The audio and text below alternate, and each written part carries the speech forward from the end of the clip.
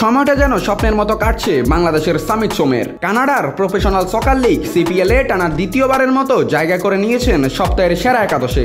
মাত্র এক মাস আগেই নিজের ক্লাব ক্যাভালরির অধিনায়ক হিসাবে অভিষেক ঘটে তারপর থেকেই বদলে যায় ছন্দ, নিজের অবদান, দলের গতিপথ সবই উড়েছে ঊর্ধ্বমুখী গ্রাফে।